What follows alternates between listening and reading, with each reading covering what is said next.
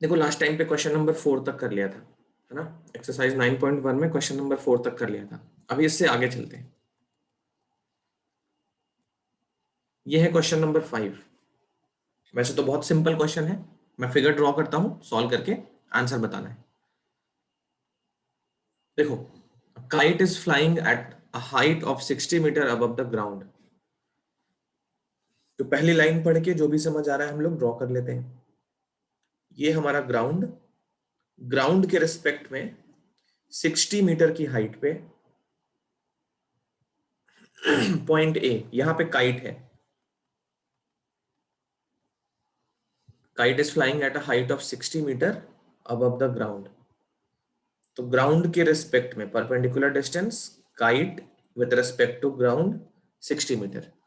The string attached to the kite is temporarily tied to a point on the ground. तो इस kite से जो string attached है, वैसे तो बच्चे के हाथ में होती है वो, बट बच्चे कहीं गए होंगे 2 मिनट के लिए, तो उसने धागे को यहाँ पे ग्राउंड पे कहीं बांध दिया है। तो मान लो इस पॉइंट पे स्ट्रिंग अटैच्ड है कुछ देर के लिए। ये पॉइंट बी है, ये पॉइंट सी है, इस पॉइंट पे वो धागा बंधा हुआ है। The inclination of the string with respect to ground is 60 degree. तो ये स्ट्रिंग है और ये ग्राउंड है, इसके रिस्पेक्ट में जो इंक्लाइनेशन है वो है 60 degree. Find the length of the string assuming there is no slack in this string. तो स्ट्रिंग की लेंथ हमको फाइंड करनी है, कोई स्लैक नहीं होनी चाहिए। ये क्या होता है मैं समझा देता हूँ। देखो, तुमने कभी पतंग उड़ते हुए देखा होगा, तो यहाँ बच्चे के हाथ में धागा होता है और यहाँ वो पतंग होता है इस तरीके से, है ना। तो धागा अगर तुम एक्चुअली देखो तो इस तरीके से होता है, एयर के रेजिस्टेंस की वजह से बिल्कुल स्ट्रेट ऐसे नहीं होता है धागा, थोड़ा सा ऐसे पैराबोलिक पाथ होता है उसका, पैराबोलिक होता है थोड़ा सा इस तरीके से। कभी फील किए हो इस चीज को?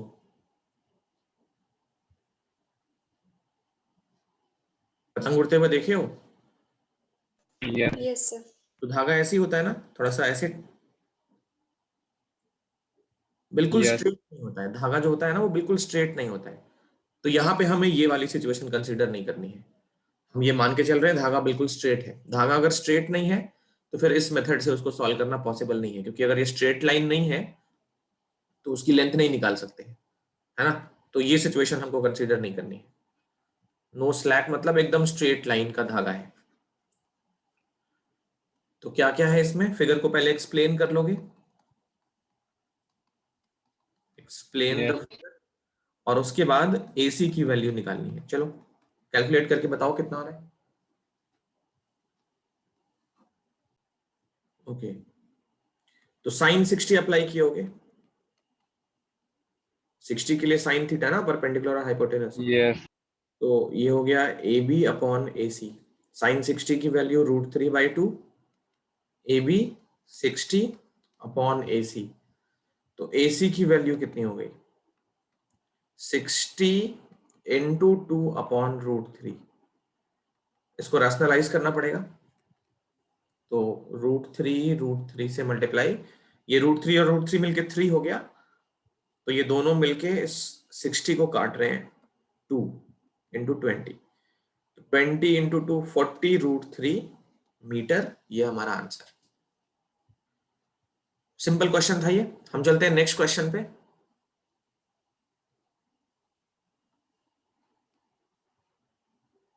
देखो यहाँ पे, ये बहुत अच्छा क्वेश्चन है, प्रैक्टिस के हिसाब से बहुत अच्छा क्वेश्चन है, और इसका फिगर अगर समझ में आ गया तो बहुत इजीली सॉल्व भी हो जाएगा। ये मैं सॉल्व करवा दूंगा लास्ट तक। देखो पहले क्वेश्चन को पढ़ते हैं।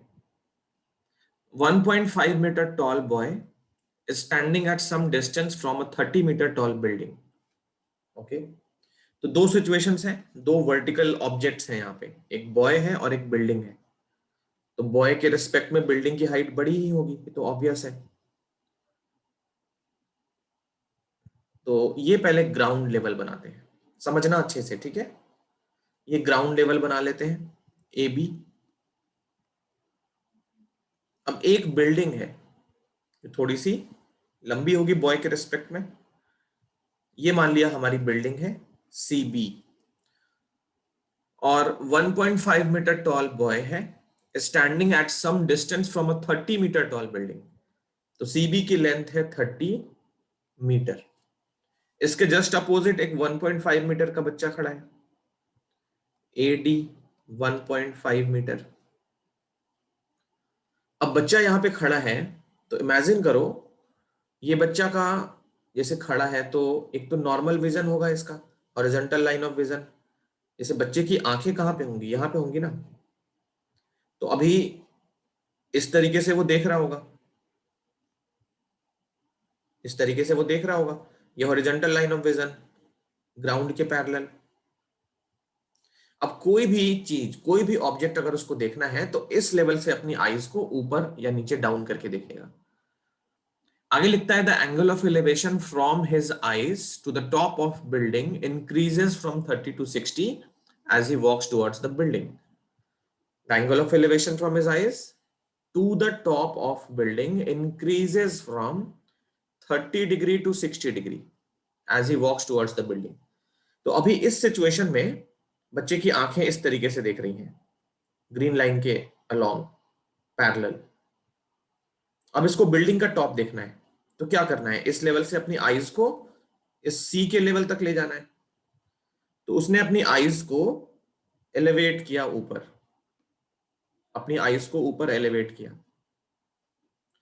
तो 30 डिग्री के एंगल ऑफ एलिवेशन पे उसको क्या दिखता है, बिल्डिंग दिख जाता है।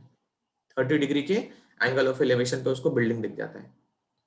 अब यहां पे वो खड़ा नहीं है, वो बिल्डिंग की तरफ बढ़ रहा है। इसने बता रखा है as he walks towards the building, towards the building वो मूव कर रहा है। तो बिल्डिंग की तरफ मूव करता हुआ मान लो वो इस पॉइंट पे पहुंचता है, पॉइंट ई पे पहुंचता है, तो ये एफ है। अब बिल्डिंग की तरफ वो मूव कर रहा है, बच्चा इस तरफ मूव कर रहा है, तो उसकी हाइट तो कांस्टेंट रहेगी, 1.5 मीटर की हाइट है। अब इस लेवल पे फिर से वो देखेगा, ब्लैक वाली लाइन को देखना। अब इस लेवल से उसको बिल्डिंग का टॉप देखना है, तो बिल्डिंग का टॉप जब देखना है तो एंगल ऑफ एलिवेशन अब बढ़ के 60 हो जा रहा है। तो इस लेवल से इतना ज्यादा अपनी आइस को ऊपर एलिवेट करना पड़ेगा। ये एंगल ऑफ एलिवेशन बढ़ के कितना हो गया, 60 डिग्री। देखो ये मैं तुम्हें समझाता हूं, ये कभी भूलोगे नहीं कि बिल्डिंग की तरफ जाने पे एंगल ऑफ एलिवेशन बढ़ता है, बिल्डिंग की दूर जाने से घट जाता है। तुम इसको बिल्कुल इमेजिन कर सकते हो। सिचुएशन सुनना, कुतुब मीनार सबने देखा होगा दिल्ली में, कुतुब मीनार या कोई भी बड़ी सी बिल्डिंग ऊंची सी ऊंची, ये कुतुब मीनार है। देखो हम कुतुब मीनार से बहुत दूर खड़े हैं, बहुत दूर खड़े हैं, बहुत दूर मतलब 2 किलोमीटर 3 किलोमीटर, मतलब साकेत के लोकेशन में है। अब यहां से कुतुब मीनार देखने के लिए, जैसे ये मेरी आईज इस तरीके से दिख रही होंगी, नॉर्मल साइट है मेरी ये।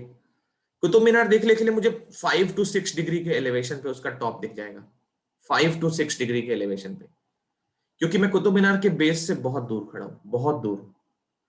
अब सोचो मैं कुतुब मीनार के बेस से बिल्कुल 10 मीटर अवे खड़ा हूं, 10 मीटर। तो मुझे अपनी आईज को कितना ऊपर करना पड़ेगा। इमेजिन करो उस सिचुएशन को, कोई बहुत बड़ी सी बिल्डिंग है, बिल्डिंग से बहुत दूर खड़े हैं, तो हल्का सा आईज को ऊपर टर्न करके हम देख सकते हैं उसका टॉप। लेकिन बिल्कुल बिल्डिंग के बेस के पास खड़े हो जाए, बेस से 5 मीटर 10 मीटर अवे, तो फिर आईज कितनी ऊपर एलिवेट करनी पड़ती है। ये बात समझ आ रही है। तो याद रखना, जब भी हम बिल्डिंग के यस। या किसी भी वर्टिकल हाइट के बेस की तरफ बढ़ते हैं, बेस की तरफ बढ़ते हैं, तो एंगल ऑफ एलिवेशन बढ़ जाता है, एंगल ऑफ एलिवेशन बढ़ जाता है। ओके। और जब हम बिल्डिंग के बेस से दूर जाते हैं तो एंगल ऑफ एलिवेशन कम हो जाता है, एंगल ऑफ एलिवेशन कम हो जाता है। ओके। तो ये रियल लाइफ का एग्जांपल है। ये बहुत सारे क्वेश्चंस में, जैसे इसमें तो मेंशन कर दिया है as he walks towards the building. जब हम एरोप्लेन के क्वेश्चन करेंगे ना, एक्स्ट्रा क्वेश्चंस करेंगे एरोप्लेन पे, तो एरोप्लेन में बताएगा एंगल ऑफ एलिवेशन बढ़ गया है, तो तुम्हें डिसाइड करना पड़ेगा कि प्लेन इस साइड जा रहा होगा या इस साइड जा रहा होगा। ट्रस्ट में ये सच में आने वाला है। तो ये ना कॉन्सेप्ट जो मैं बता रहा हूँ उसको फॉलो करो अच्छे से। अगर हम बिल्डिंग के या किसी भी वर्टिकल हाइट के बेस की तरफ पहुंचेंगे तो बहुत ही ऑब्वियस सी सोच है कि एंगल ऑफ एलिवेशन बढ़ जाएगा, और बिल्डिंग से दूर जाएंगे तो एंगल ऑफ एलिवेशन कम हो जाएगा। तो हम एरोप्लेन पे बहुत सारे क्वेश्चंस करेंगे, जो ये कॉन्सेप्ट अगर तुमको पता नहीं है तो घूम जाओगे, डिसाइड ही नहीं कर पाओगे कि प्लेन हमारी तरफ आ रहा है या हमसे दूर जा रहा है। ठीक है, तो ये ध्यान रखना। तो फिगर हमने बना लिया है फाइनल। इसमें फाइंड क्या करना है वो पढ़ लेते हैं। Find the distance he walk towards the building, कितना डिस्टेंस वो बिल्डिंग की तरफ वॉक किया है। तो हमारे फिगर में कौन सा डिस्टेंस फाइंड करना होगा? डी हाँ, और डी ई। डीई, डीई या फिर एएफ? यस सर, ये एएफ, क्योंकि उसके पैर यहाँ पे हैं। ठीक है, एएफ और डी दोनों सेम चीजें हैं, बट डिस्टेंस हमको एएफ फाइंड करना है। फिगर को एक्सप्लेन कर लेना,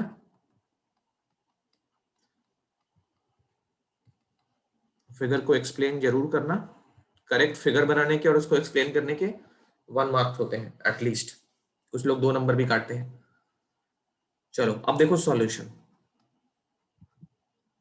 अजम्पशन क्या क्या है वो देख लो, अजम्पशन क्या क्या है वो पहले देख लो, या मेजरमेंट्स क्या क्या है वो देख लो। इस पॉइंट को जी ले लेते हैं। देखो सबसे पहले AD equal to EF equal to BG, ये सारे के सारे कितने होंगे? 1.5 मीटर। फिर BC कितना होगा? BC होगा 30 मीटर। तो क्या हम CG भी फाइंड कर सकते हैं? CG भी फाइंड कर सकते हैं ना, 30 में से 1.5 माइनस करके। CG होगा 30 माइनस 1.5, ये कितना हो जाएगा? 28.5 मीटर। ठीक है, देखो AF निकालने के लिए, AF निकालने के लिए क्या करना है, हम DE निकाल लें तो वो भी AF के इक्वल हो जाएगा, है ना। तो सबसे पहले हम कितने राइट एंगल ट्रायंगल्स हैं वो पकड़ेंगे। कितने राइट एंगल ट्रायंगल्स हैं हमारे पास यहाँ पे, हम उनको पकड़ेंगे, क्योंकि 10th की सारी ट्रिग्नोमेट्री सिर्फ राइट एंगल ट्रायंगल में होती है। तो पहला राइट एंगल ट्रायंगल कौन सा है? CGE, और दूसरा CGD। बस यही दोनों ऑप्शन है हमारे पास। तो इसमें भी बहुत सारी चीजें पूछी जाती हैं, कई बार तुमको ये हाइट पूछ लेगा, बेस का डिस्टेंस पूछ लेगा। तो हम 2 अननोन्स अज्यूम करते हैं और 2 इक्वेशन बनाने के लिए हमारे पास 2 ट्रायंगल्स होती है। तो बहुत इजी चैप्टर है ये, बहुत इजी चैप्टर है। थोड़ी सी ट्रिग्नोमेट्री और लीनियर इक्वेशन इन 2 वेरिएबल्स, और थोड़ी सी इंग्लिश आनी चाहिए क्योंकि फिगर ड्रॉ तभी होगा। तो पहला ट्रायंगल CGE और दूसरा ट्रायंगल CGD। देखो CGE में टैन अप्लाई करेंगे। अब से ना क्वेश्चन शुरू हो गए जिसमें हमको सिर्फ टैन लगाना पड़ेगा। टैन हम मोस्ट फ्रीक्वेंटली लगाते हैं क्योंकि हाइपोटेनस से जनरली हमको कुछ मतलब होता नहीं है। तो ट्रायंगल CGE में चलते हैं। In triangle CGE tan 60 degree, tan 60 पहले साइड्स के रेशियो के फॉर्म में लिखो, GC अपॉन GE। टैन 60 की वैल्यू हो गई √3, GC की वैल्यू हमने निकाली 28.5, और GE हमारा अननोन। तो यहां से GE की वैल्यू कितनी आ गई? 28.5 अपॉन √3 मीटर। इसको सॉल्व मत करो, ठीक है, ये आंसर नहीं है। ये ना कि यहीं पे रैशनलाइज करना शुरू हो गए, नहीं, इसको सॉल्व मत करो, छोड़ दो यहीं पे, क्या पता आगे √3 कट जाए। तो GE हमने निकाल लिया, अब निकालेंगे GD।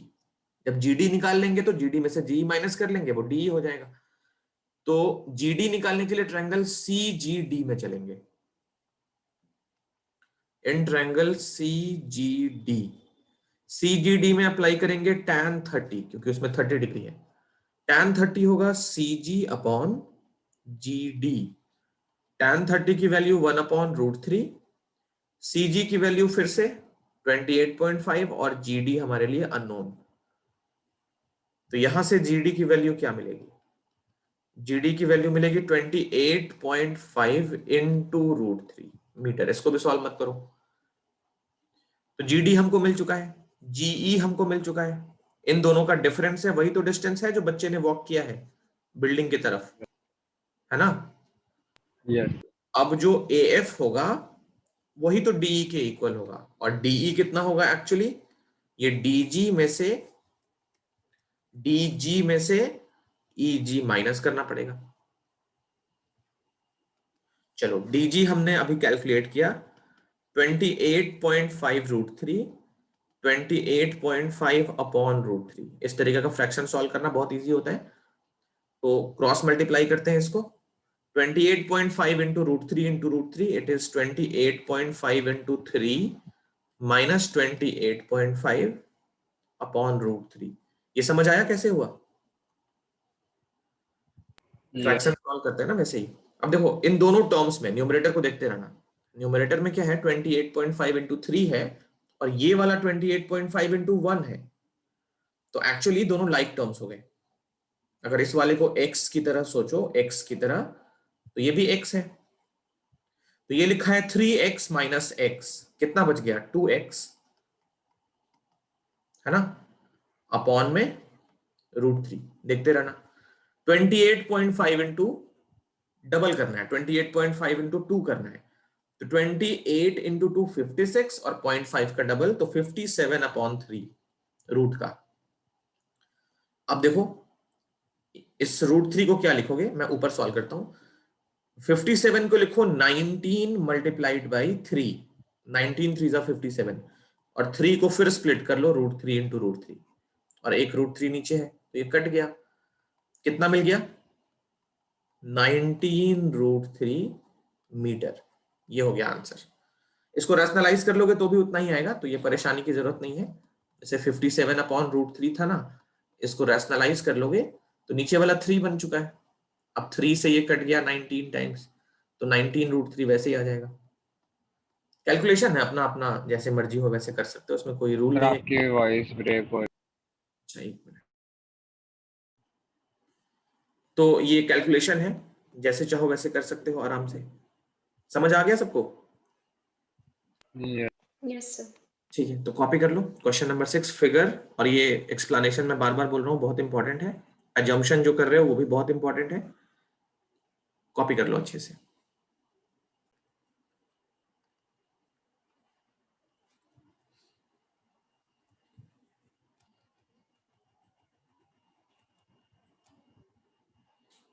देखो नेक्स्ट है क्वेश्चन नंबर 7। अब यहां से सारे क्वेश्चन बहुत अच्छे हैं, कुछ तो सिंपल हैं बट फिर भी बहुत अच्छे हैं। अच्छे मतलब इंपॉर्टेंट, 2 मार्कर 3 मार्कर 4 मार्कर सब मतलब हैं, उस टाइप के क्वेश्चन हैं जो 2 से लेके 4 तक किसी भी मार्क्स में आ सकते हैं। देखो, from a point on the ground, ground बना लिया, एक पॉइंट बना लिया, जो भी समझ आ गया मैंने ड्रॉ कर लिया। The angles of elevation of top and bottom of a transmission tower fixed at the top of a 20 meter high building are 45 and 60 respectively। दो चीजें हैं, द एंगल्स लिख दिया पहले, सबसे पहले एंगल्स, एक एंगल नहीं है दो एंगल है। The angles of elevation of bottom and top of a transmission tower, bottom and top of a transmission tower fixed at the top of a 20 meter high building। कोई confusion नहीं होना चाहिए क्या क्या है सिचुएशन। सबसे पहले एक 20 मीटर हाई बिल्डिंग है, 20 मीटर हाई बिल्डिंग है, बिल्डिंग के टॉप पे एक ट्रांसमिशन टावर है, ठीक है, तो ये हमारी बिल्डिंग हो गई, और ये हमारा ट्रांसमिशन टावर हो गया, ठीक है, ये हमारा ट्रांसमिशन टावर हो गया। मैंने थोड़ा सा डिफरेंट किया है उसको, बी तक बिल्डिंग है और बी के ऊपर ट्रांसमिशन टावर हो गया बी डी। पढ़ते हैं फिर से, कोई कंफ्यूजन ना रह जाए, गलत फिगर ना बन जाए।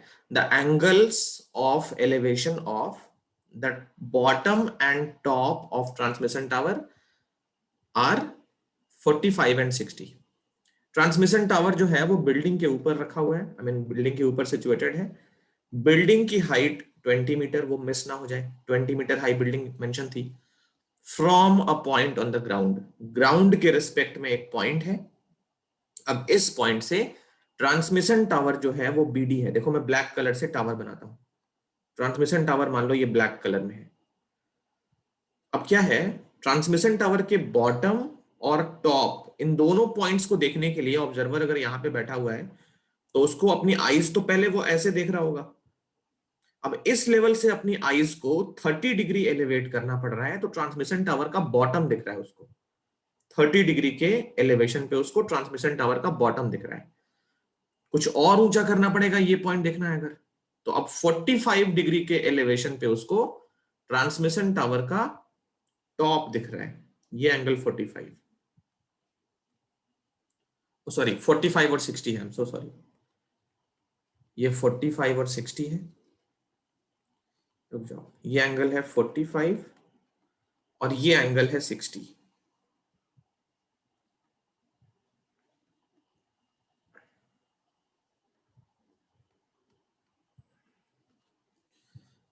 एक बार पढ़ लेते हैं फिर से पूरे क्वेश्चन को, कहीं कुछ छूट तो नहीं गया।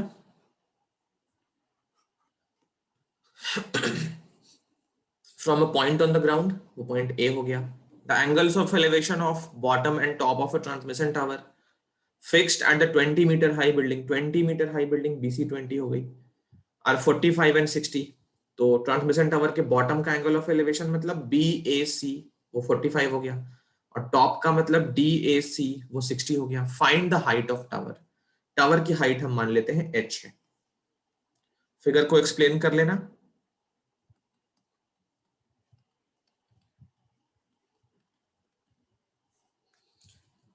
अजम्पशन क्या क्या है, तो हमने एक ही अजम्पशन किया है, B D equal to height of tower, वो कितना ले लिया h, बी डी को हमने h ले लिया। ओके, अब h की वैल्यू फाइंड करनी है, तो एक इक्वेशन बनाएंगे क्योंकि एक ही अननोन है। क्या क्या कर सकते हैं, देखो कितने राइट एंगल ट्रायंगल्स हैं। एक ट्रायंगल है B C A, B C ए में 20 हमको पता है, 45 पता है, तो हम बेस फाइंड कर सकते हैं। और बेस जब निकल जाएगा तो इस बेस को यूज करके डीबी डीसीए ट्रायंगल में, डीसीए ट्रायंगल में बेस हमको पता है, एंगल पता है, तो डीसी की कंप्लीट लेंथ हम निकाल सकते हैं। उसमें से 20 माइनस कर लेंगे तो एच हो जाएगा। तो ये पहले माइंड में सॉल्व कर लेते हैं, उसके बाद हम प्रोसीजर इसका शुरू करते हैं। इन ट्रायंगल बीसीए, बीसीए में लगाया tan 45 equal to BC upon AC, 1 equal to 20 upon AC, तो AC हो गया 20 मीटर, AC हो गया 20 मीटर। 20 तो वैसे भी आना था, क्यों आना था, ये 90 है, ये 45 है, तो ये भी 45 होगा, आइसोसेलेस राइट एंगल ट्रायंगल। तो AC निकल गया 20, बट ये सब करेंगे नहीं, हम ट्रिग्नोमेट्री से ही दिखाएंगे। अब ट्रायंगल DCA में, इन ट्रायंगल DCA, DCA में tan 60, tan 60 equal to DC upon AC, tan 60 √3, DC unknown रख लेते हैं या फिर इसको 20 प्लस h लिख लेते हैं, एक ही बार में h निकल जाएगा। DC को 20 प्लस h लिख लिया और ये हो गया 20। चलो cross multiply, 20 √3 equal to 20 plus h, h की वैल्यू क्या होगी 20 √3 माइनस 20, 20 कॉमन करके √3 माइनस 1 मीटर, ये हो गई हाइट। ये आंसर हो गया, समझ आया? Yes sir. चलो कॉपी कर लो। नेक्स्ट क्वेश्चन, ये देखो, ये सेम क्वेश्चन है, मैं सिर्फ समझाऊंगा। ओके, मैं सिर्फ समझाऊंगा, सॉल्व करके आंसर मुझे बताना है। अभी जस्ट किया है इसके जैसा। स्टैच्यू 1.6 मीटर टॉल, एक स्टैच्यू है 1.6 metre tall, stands on the top of a pedestal. तो ये देखो, ये स्टैच्यू है, इसकी हाइट कितनी है 1.6 मीटर टॉल है। तो ये जो पार्ट देख रहे हो स्टैच्यू का, ये पता नहीं ब्लैक दिखेगा नहीं, रुको, ये स्टैच्यू है, इसकी हाइट 1.6 मीटर टॉल है, और ये हमारा पेडेस्टल, इसके ऊपर स्टैच्यू रखी हुई है। From a point on the ground the angle of elevation of top of the statue is 60। तो कुछ सिचुएशन में रफली बना दूं, अगर ये मान लो हमारा पेडेस्टल यहां तक है और उसके ऊपर स्टैच्यू है, ए बी सी, और ये पॉइंट है डी ग्राउंड पे। स्टैच्यू की लेंथ है इस बार 1.6। लास्ट क्वेश्चन पे ये बिल्डिंग की हाइट दी थी और स्टैच्यू की हाइट पूछ रहा था, मतलब लास्ट क्वेश्चन में बीसी दिया था, ए बी पूछ रहा था, इस बार ए बी दिया है और बीसी पूछ रहा है। कोई बात नहीं, बहुत इजी होगा। तो stands on the top of a pedestal from a point on the ground, वो पॉइंट डी मान लिया। The angle of elevation of the top of statute is 60। तो स्टैचू का टॉप सी बी ए में से कौन सा है वो हमको सोचना पड़ेगा। स्टैचू का टॉप पॉइंट ए है, तो पॉइंट ए का एंगल ऑफ एलिवेशन कहां से, डी से, ये 60 डिग्री है। And from the same point, इसी पॉइंट डी से, angle of elevation of top of pedestal is 45। Pedestal का टॉप कौन सा है, बी, तो इसका एंगल ऑफ एलिवेशन 45 है, ये 45। Find the height of pedestal, height of pedestal को h मान लिया, h फाइंड करना है। दो ट्रायंगल है यहां पे भी, पहले क्या करना है, तो BCD ट्रायंगल में CD निकाल लोगे h के टर्म्स में, और फिर ACD में CD निकल चुका है h के टर्म्स में, ये हाइट निकल जाएगी। करोगे कोशिश या मैं करके दिखाऊं?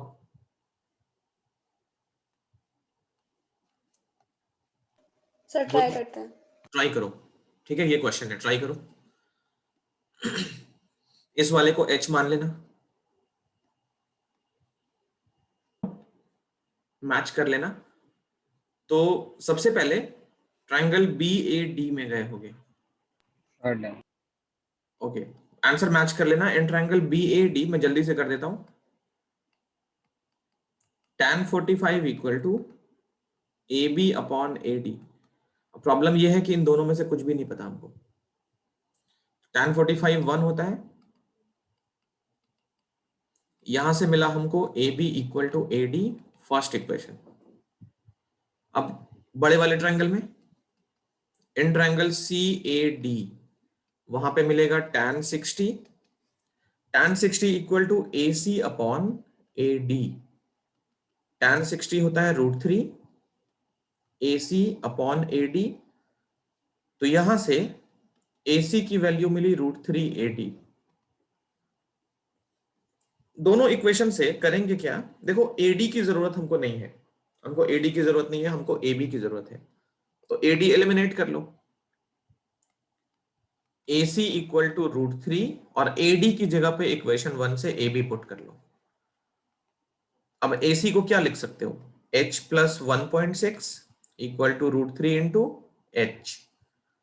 तो h निकालने के लिए सारे h वाले टर्म्स एक साइड पे, इस h को इधर शिफ्ट करेंगे, तो ये बन गया √3h minus h equal to 1.6। h common करके √3 माइनस 1 इक्वल टू 1.6, यहां से h मिल गया 1.6 अपॉन √3 माइनस 1। इसको करेंगे रैशनलाइज, तो √3 प्लस 1 से मल्टीप्लाई एंड डिवाइड, ये हो गया 1.6 इंटू √3 प्लस 1 और a square minus b square, तो 3 माइनस 1, ये बन गया 0.8 इंटू √3 प्लस 1 मीटर। इतना ही आंसर मिला होगा सबको।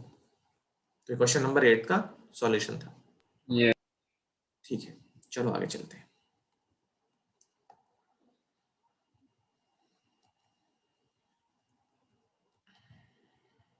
Question number 9,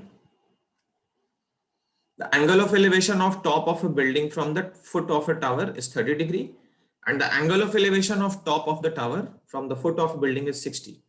If the tower is 50 meter high, find the height of building. तो दो चीजें हैं, एक टावर है, दूसरी बिल्डिंग है।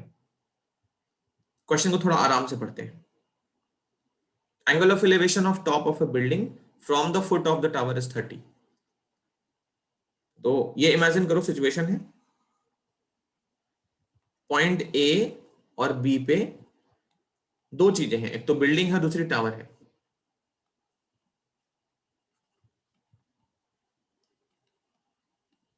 एक बिल्डिंग है और दूसरी टावर है।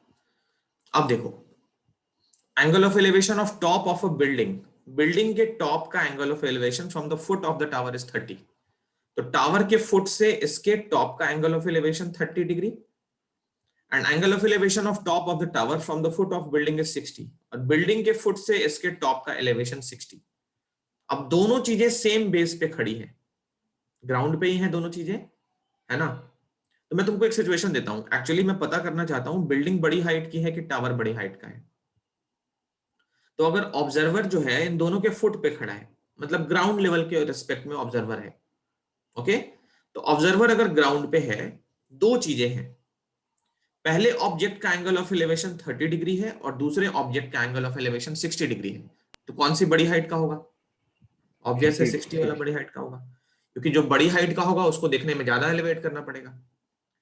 तो बिल्डिंग और टावर के फुट से हम एंगल मेजर कर रहे हैं इनके टॉप्स का, बिल्डिंग के फुट से टावर के टॉप का और टावर के फुट से बिल्डिंग के टॉप का, मतलब दोनों में ऑब्जर्वर तो ग्राउंड के रेस्पेक्ट पे है, तो जिसका एंगल ऑफ एलिवेशन बड़ा होगा वो चीज बड़ी होगी। टावर का एलिवेशन 60 है, तो टावर जो हो गया वो बड़ा बन जाएगा बिल्डिंग के रेस्पेक्ट में। ये हो गया टावर और ये हो गई बिल्डिंग, तो सी और डी। अब देखो, तो ये बिल्डिंग है, बिल्डिंग के फुट से टावर के टॉप का एंगल ऑफ एलिवेशन ये रहा 60 डिग्री, और टावर के फुट से बिल्डिंग के टॉप का एंगल ऑफ एलिवेशन ये रहा, ये है कितना? 30। टावर किसकी हाइट दी है? 50। If the tower is 50 metre high, तो बीडी जो है वो 50 मीटर हाई है। ये पूरी लेंथ 50 मीटर है। हाइट ऑफ बिल्डिंग फाइंड करनी है, एच फाइंड करना है। कहने को ये भी वही क्वेश्चन है, ठीक है। हम दोनों ट्रायंगल में बेस सेम है, बेस सेम है, तो पीछे वाले क्वेश्चन में भी बेस सेम था। दोनों क्वेश्चन में जो हम किए हैं, स्टैचू वाला और एक बिल्डिंग के ऊपर टावर था, उसमें भी बेस दोनों में सेम ही था, यहां भी सेम है। तो क्या करेंगे सबसे पहले? देखो, यहां से एक परपेंडिकुलर ड्रॉ करना पड़ेगा, या नहीं करना पड़ेगा, ऐसा भी कर सकते हो। डीबीए ट्रायंगल में, डीबीए ट्रायंगल में, in triangle DBA, DBA triangle में हमारे पास परपेंडिकुलर की लेंथ पता है, एंगल पता है, तो ए बी निकाल सकते हैं। तो वो कर लेते हैं tan 60, tan 60 equal to B D upon A B. tan 60 हो गया √3, बी डी 50 और ए बी पता नहीं है। यहां से ए बी की लेंथ कितनी मिल गई? 50 अपॉन √3 मीटर। इसको सॉल्व मत करना, ठीक है, ए बी निकल चुका है। अब इस ए बी को यूज करेंगे ट्रायंगल सी ए बी में, तो ए सी मिल जाएगा। In triangle C A B tan 30 equal to A C upon A B, ये हो गया 1 अपॉन √3। ए सी एच है और ए बी की वैल्यू अभी अभी निकाला हमने 50 अपॉन √3, तो ये कितना हो गया? √3h upon 50। अब इस वाले को इक्वेट करो और क्रॉस मल्टीप्लाई कर लो, तो ये 50 इक्वल टू √3 इंटू √3h, ये हो गया 3h। h की वैल्यू मिल गई 50 अपॉन 3, इसको क्या लिख सकते हो? 16/2/3 मीटर। हाँ, अगर तुमने इसको 16.6 लिख दिया ना, तो अप्रॉक्स लिखना ना भूलो, क्योंकि ये टर्मिनेटिंग डेसिमल नहीं है, रियल नंबर चक्कर याद करो। 16.67 आएगा, 6666 आता रहेगा, तो 16.6 पे बार लगा सकते हो या फिर 16.6 अप्रॉक्स। सबसे बेस्ट है 16/2/3। तो ये सॉल्यूशन हो गया। फिगर को एक्सप्लेन करना बाकी है। अजम्पशन तो हमने क्या लिया है? AC को H लिया है, ये सब लिख लो, ठीक है। फिगर ड्रॉ करो, कॉपी करो।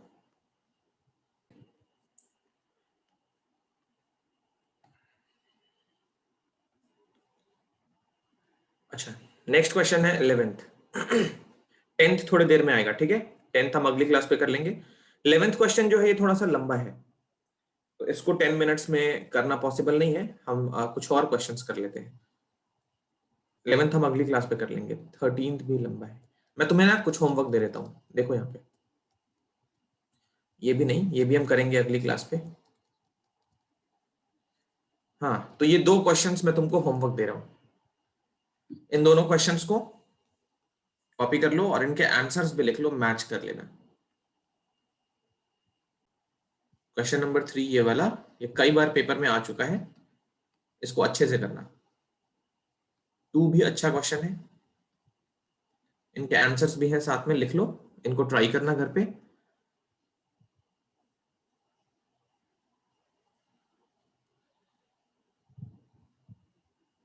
और अगली क्लास में हम इससे आगे चलेंगे। तो क्वेश्चन नंबर 9 तक कर लिया है, फिर 11, 10 ये सब भी करेंगे और कुछ एक्स्ट्रा क्वेश्चंस भी करते रहेंगे। अब इसमें 2 लेक्चर्स और लगेंगे। एक लेक्चर में मतलब अगले लेक्चर में मुझे ऐसा लगता है एनसीईआरटी हम पूरा खत्म कर पाएंगे और फिर एक लेक्चर में एक्स्ट्रा क्वेश्चंस करेंगे। तो ये कॉपी कर लो, फिर जा सकते हो।